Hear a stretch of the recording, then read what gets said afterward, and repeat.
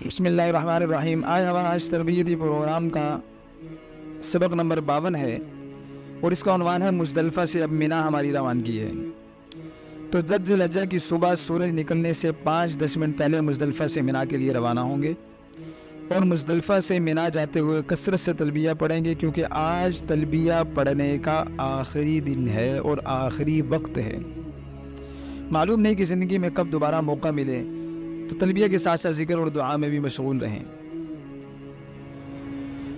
اور راستے میں تلبیہ، ذکر، دعا، استغفار کثرت سے پڑھیں۔ راستہ بند ہونے کی وجہ سے بسا اوقات مینا پہنچتے پہنچتے کئی گھنٹے لگ جاتے ہیں، اس لیے بڑے تحمل، متانت، وقار کے ساتھ ہم یہ سفر کریں۔ اگر ہمت ہو، خواتین ساتھ نہ ہو اور مینا کے خیمے تک پہنچنے کا راستہ بھی معلوم ہو تو مینا کے لیے پیدل روانہ ہو جائیں، اس میں آسانی بھی رہے گی، نہیں تو پھر بس کے ذریعے مینا پہنچے۔ تو مینا پہنچ کر سب سے پہلے ہم اپنے خیمے میں جائیں گے، سامان رکھیں گے، آرام کریں گے اور کچھ وقت مناسب دیکھ کر پھر ہم رمی کے لیے نکلیں گے۔ اور یہ یاد رکھیں کہ رمی کے لیے ہرگز اکیلے نہ جائیں،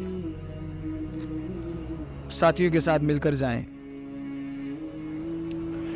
مینا پہنچ کر پھر یہ دعا پڑھیں: الحمدللہ الذی بلغنیہا سالما معافا، اللہم ہذہ منا قد اتیتها وانا عبدک وفی قبضتک، اسألک ان تمن علی بما مننت به علی اولیائک، اللہم انی اعوذ بک من الحرمان والمصیبت فی دینی یا ارحم الراحمین۔ تعریف اس اللہ کی جس نے مجھے سلامتی اور عافیت کے ساتھ یہاں پہنچایا۔ اے اللہ، یہ مینا ہے، یہاں آیا ہوں، میں تیرا بندہ ہوں، تیرے قبضے میں ہوں۔ میں آپ سے ان چیزوں کا سوال کرتا ہوں جو تو نے اپنے دوستوں کو بخشی ہیں۔ اے اللہ، میں محرومی سے اور دینی مصیبت سے آپ کی پناہ مانگتا ہوں، اے رحم کرنے والوں میں سب سے زیادہ رحم کرنے والے۔ اب مینا آنے کے بعد اب ہم رمی کے لیے جائیں گے۔ اب مینا پہنچ کر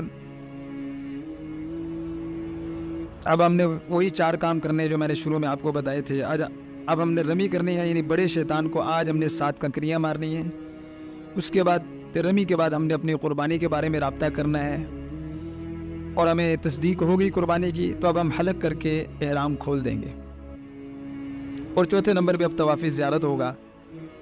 تو طواف زیارت آج کرنا ضروری نہیں ہے، افضل ہے آج ہے، لیکن نہ ہو سکے تو کل بھی کر سکتے ہیں اور پرسوں بھی بلا کراہت کر سکتے ہیں، اس میں کوئی کراہت نہیں ہے۔ ہاں، 12 کی غروب آفتاب تک اگر طواف زیارت نہ کیا تو پھر دم واجب ہو جائے گا اور طواف زیارت بھی ہر حال میں کرنا ہوگا۔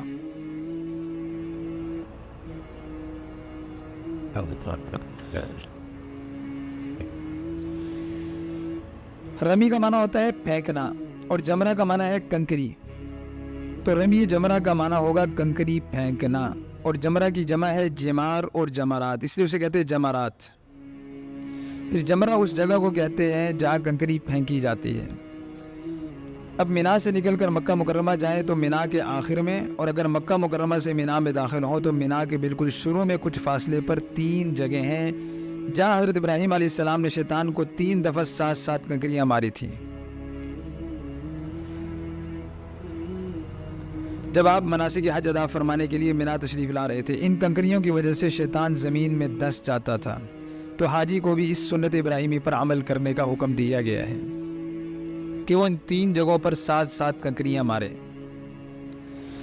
اب 10ویں تاریخ کو کنکریاں مارنے کا وقت 10ویں کی صبح صادق سے لے کر 11 ذی الحجہ کی صبح صادق تک ہے، یعنی طلوع آفتاب سے زوال تک مستحب وقت ہے، اور زوال سے غروب آفتاب تک جائز وقت ہے، اور غروب آفتاب سے 11 ذی الحجہ کی صبح صادق تک، اسی طرح 10ویں کی صبح صادق سے طلوع آفتاب تک مکروہ وقت ہے۔ لیکن آج کل حجاج کرام کے بے پناہ رش کی وجہ سے رات کے وقت بھی رمی کو بلا کراہت جائز قرار دیا گیا ہے کہ اتنا رش ہے کہ دن کے وقت میں حاجی مکمل نہیں ہو سکتے، لہٰذا رات کو بھی وہ کنکریاں مار سکتے ہیں۔ البتہ اور خواتین، بیمار اور کمزور لوگوں کے لیے کوئی وقت مقرر نہیں ہے، جس وقت وہ پہنچے انہیں موقع مل جائے وہ کنکریاں مار سکتے ہیں۔ اور 10 ذی الحجہ کی رمی اگر 11 ذی الحجہ کی صبح صادق تک رمی نہیں کی تو اس صورت میں دم واجب ہو جائے گا۔